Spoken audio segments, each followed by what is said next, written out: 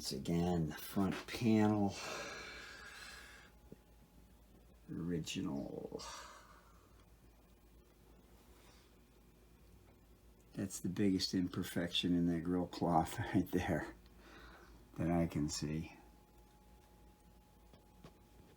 Look at that, it's beautiful.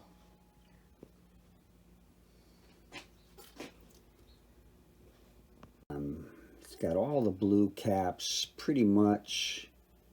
It had some electrolytics replaced there. You know, all the bypass caps. There's one vintage mustard cap in there.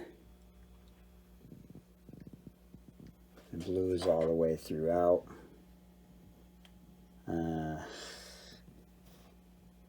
You can see the originality here. Original transformer. It's got all the original pots all the way across, and everything works. Updated bias circuit, original diode back there, but updated electrolytics throughout. There's a date there, 466. Back panel's pretty much flawless. No holes drilled. This is not the normal speaker. I got this hooked up. This isn't the normal speaker jack. Sorry, speaker wire. I'll get to that. Not sure 100% about all the resistors. The wiring, well, all right, from this view, you can see the AC wiring has been corrected, okay? Because I don't know if you know this, but in mostly all Fenders, they had them wired wrong. So I got the the black going to the courtesy plug over to the fuse, from the fuse to the switch, and then back to the transformer. The white just goes to the courtesy plug and to the transformer. It's tucked up under there. Ground is securely soldered there. The death cap's removed and the switch is non-functioning. All the heater wire looks, I mean, this thing looks so new inside. It's really about as clean as they come these days. Front panel, I mean, you know, it's beautiful. All original knobs. Transformers all original.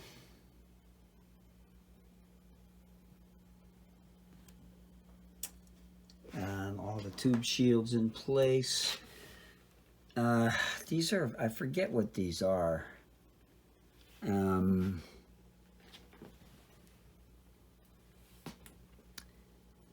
on. Okay, so these are, we got an RCA tube, rectifier, and they look like vintage Sovtex and vintage preamp tubes.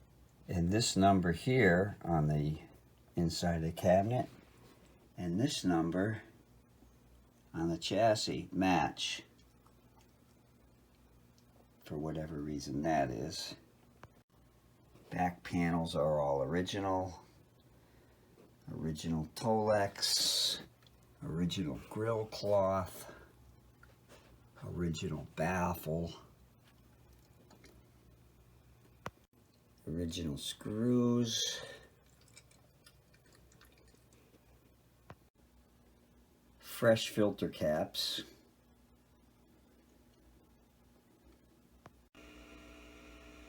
that is a nicely matched set of tubes there. Look at that, right at 10 watts each. Beautiful. All right, I've made a couple of changes, so I'm going to document the few little changes. Here's the empty cabinet.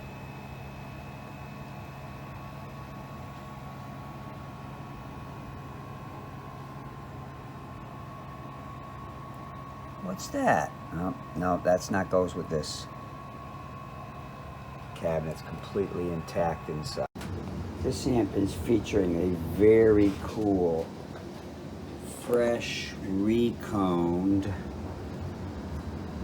P12P Jensen, hailing from 1959. Here's the back of this speaker. A recone by Theo at Midwest Speakers. He does very, very, very nice work. Probably came out of a Hammond. These are real sleepers on the market. They are fantastic for guitar, and of course this is reconed for guitar.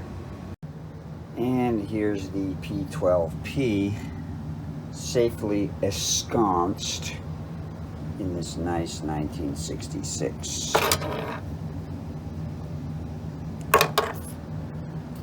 Fender Deluxe Reverb cabinet.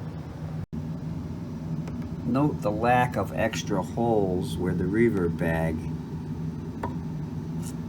extra holes created by some idiot fumbling around. Whoops, there's one.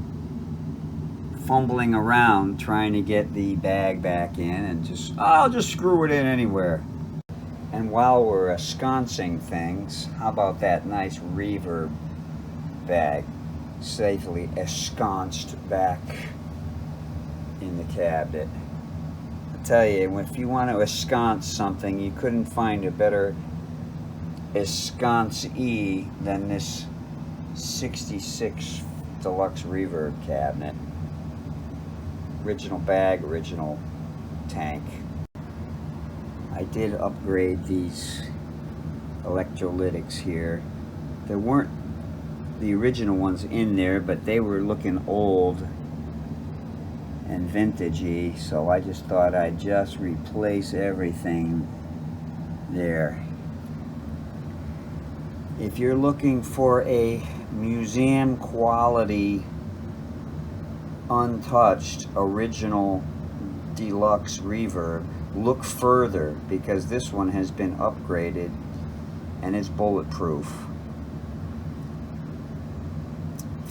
I did a show one time with about 6 different bands with a benefit, and one of my pals provided the back line. All original Fender Tweed amps that had never been touched. I think there might have been a black face in there. All never been touched. And I brought my deluxe reverb, this one in fact, and watched with a mixture of glee and horror as one after another of his original amps smoked on the bandstand. And mine was the only one left standing at the end of this long 7-hour show. And that's because I do the correct maintenance needed to keep these things running, much like an old vintage hot rod. I'm pretty sure these are all, yes, these are all nice, strong, vintage preamp tubes and a nice matched set, very well matched, and an RCA rectum fryer. All original transformers. I did want to mention one thing. This RCA rectifier has a missing center plastic pin that does not affect the performance of the tube unless you plug it in wrong, which this one isn't plugged in wrong. There are center little doohickeys that you can get to put on there.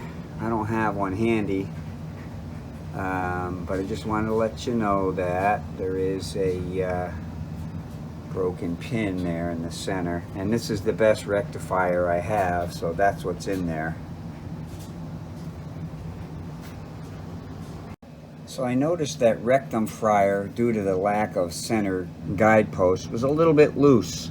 So I took the liberty of installing this tube retainer.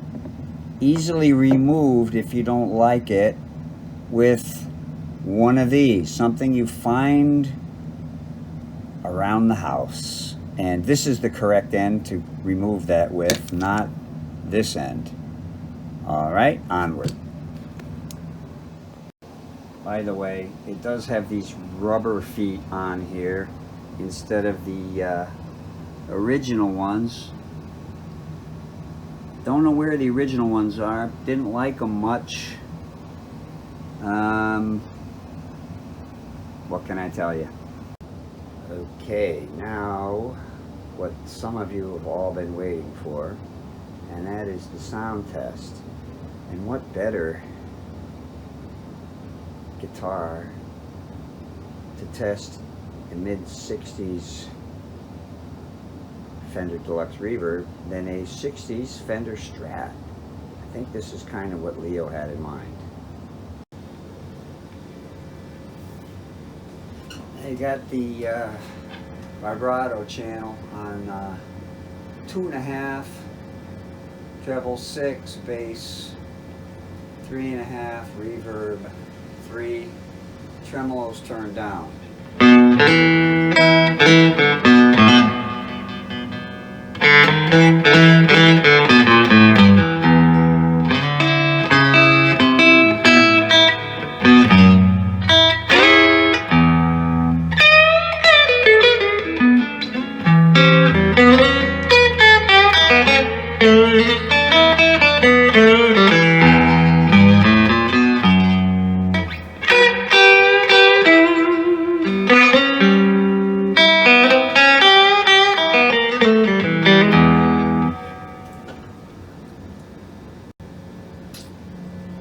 Volume on 4, treble on 3, bass on 10.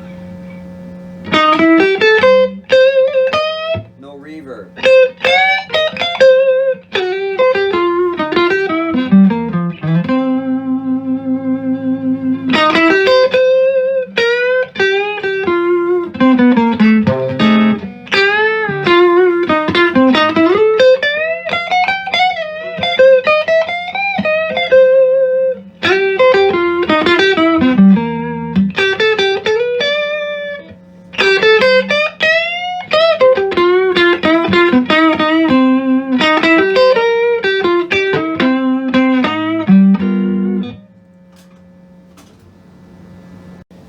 Volume 3, treble 6, bass 6, reverb 3.5, tremolo on 3.5, and intensity all the way up.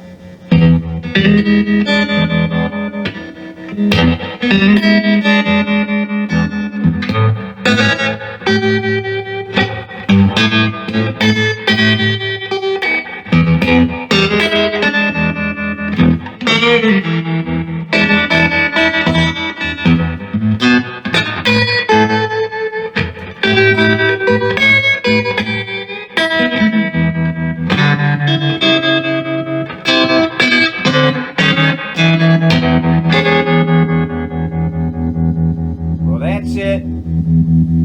I gotta quit, and that ain't no stuff. Thanks for watching. Hope this helps.